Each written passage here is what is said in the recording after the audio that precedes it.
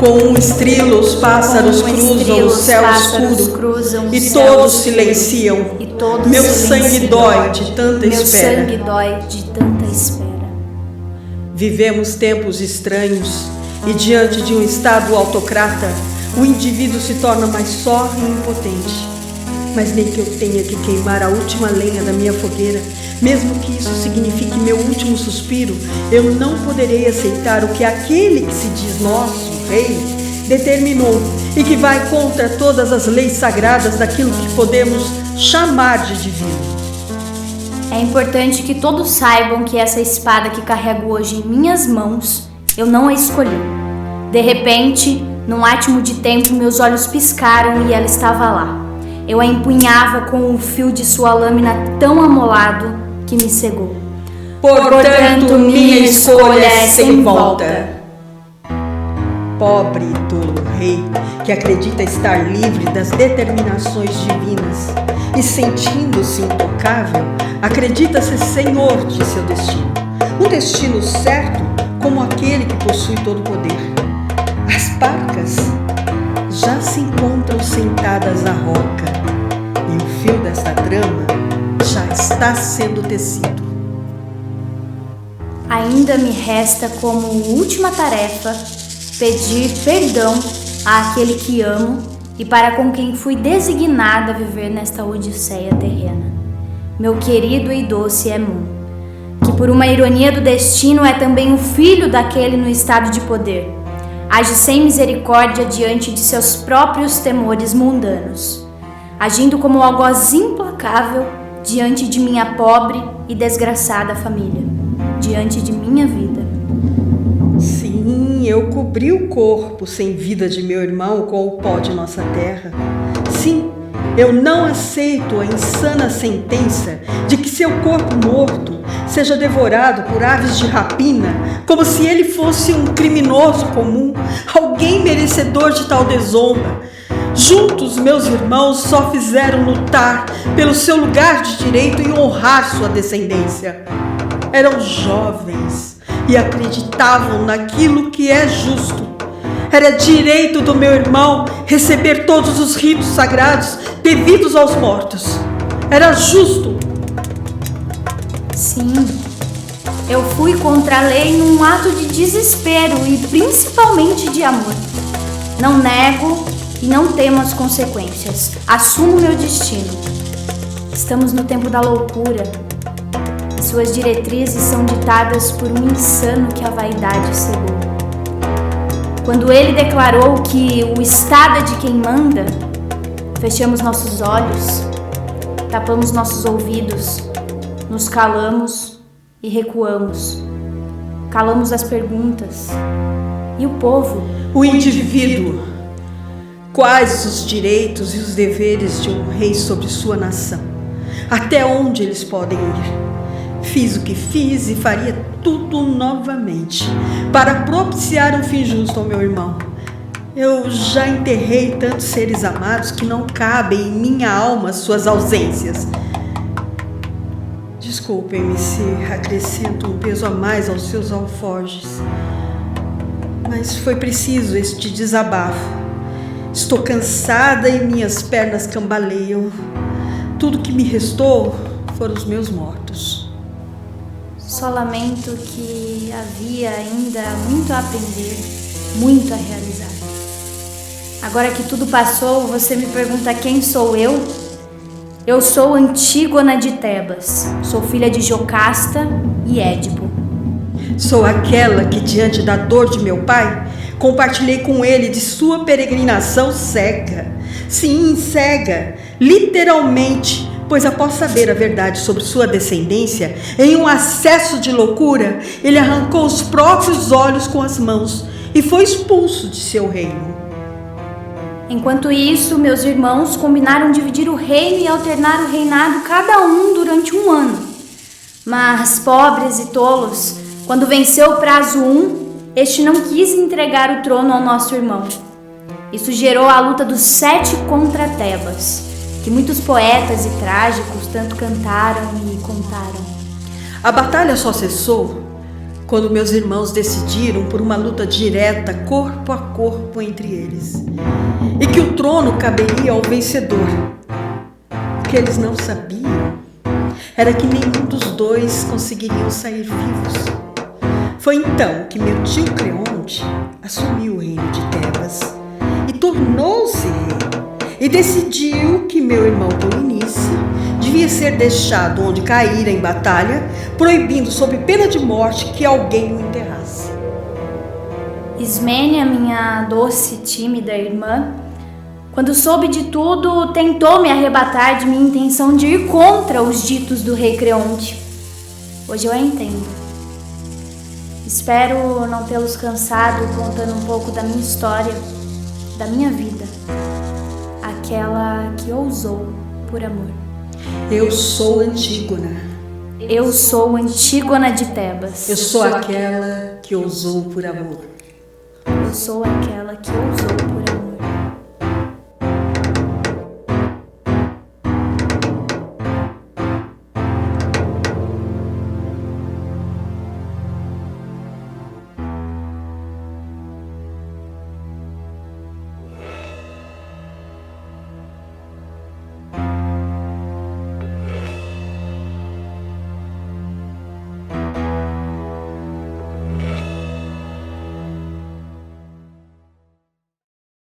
O que posso dizer? Qual é a verdade que vocês esperam que eu diga? É importante entender o que não significa que perdoei. Sócrates e Platão se referiam ao pensar como um diálogo silencioso, travado consigo mesmo. Quando nos abdicamos do pensar, estamos nos recusando a ser uma pessoa, pois o pensar é a característica que mais define o homem como tal, a capacidade de pensar. Sendo assim, ele se torna incapaz de fazer juízos morais. A incapacidade de pensar permitiu a muitos homens comuns atos de crueldade numa escala monumental, jamais vista. Quando pensamos, manifestamos além do conhecimento, manifestamos a habilidade de distinguir o bem do mal, o belo do feio. Eu acredito que ao pensar, a pessoa ganha forças e evita a catástrofe nesses raros momentos na hora da verdade. Muitos homens comuns, quando são pegos em um crime, rebatem todas as acusações da promotoria, dizendo a todo momento que não fizeram nada por iniciativa própria, que jamais fizeram algo premeditadamente para o bem ou para o mal, apenas cumpriram ordens. Este tipo de declaração tornou claro para mim o maior mal deste mundo, o mal perpetrado por ninguém. É isso. Estamos diante do pior criminoso. Alguém que comete males imensuráveis sem qualquer motivo, sem convicção, sem razão maligna ou demoníaca, um ser humano que se nega a ser uma pessoa. Um fenômeno que Hannah Arendt denominou muito bem como a banalidade do mal. O mal não pode ser ao mesmo tempo banal e radical. O mal é extremo, jamais radical. Agora o bem, este sim, é sempre profundo e radical. Somos seres pensantes e a prática melhora o homem. No final, tudo se trata de consciência e escolhas. Todos somos culpados e basta um gesto, uma escolha errada para sermos acusados e condenados. Quando o direito individual ou coletivo se confronta com o poder do Estado, onde está a nossa obrigação ou não de acertarmos todas as leis?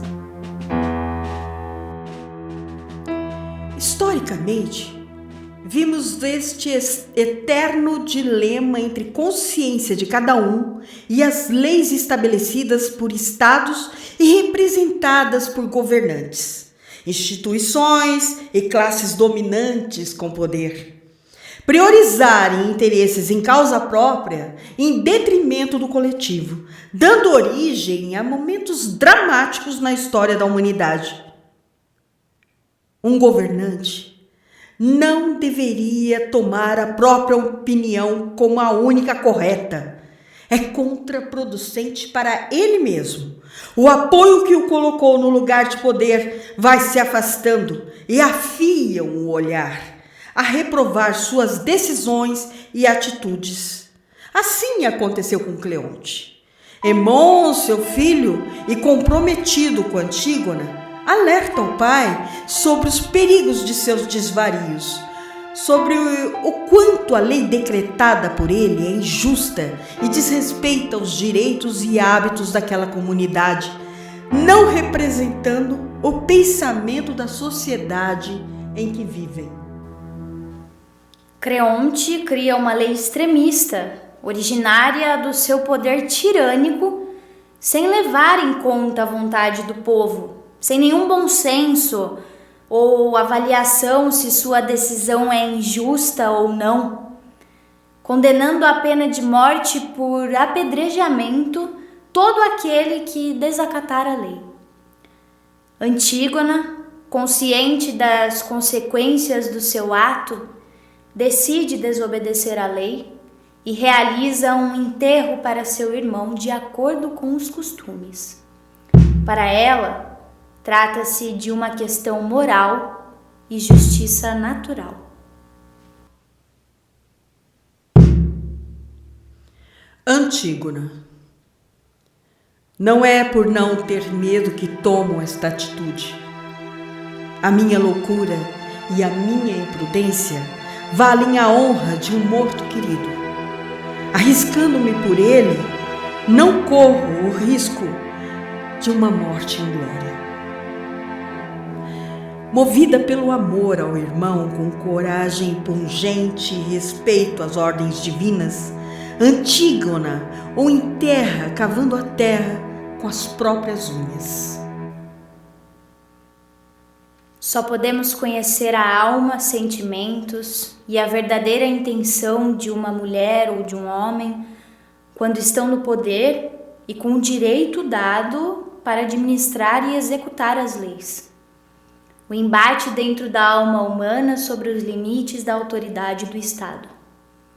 É preciso entender que existem leis não escritas, mas que são fundamentais no saber e nas atitudes, sobre aquilo que é certo ou errado, justo ou injusto, só por não estarem decretadas. Uma nação é um conceito abstrato, mas formada por indivíduos concretos. O conflito entre Antígona e Creonte é de todos nós, de todas as épocas, e ainda hoje. Minha alma reside na alegria mas passeia pela tristeza. E nesses dias cinzas, sinto um grande cansaço, o cansaço de Antígona. Mas sim, é importante que eu diga que antes de tudo, eu amo a vida. E é esse amor que me move.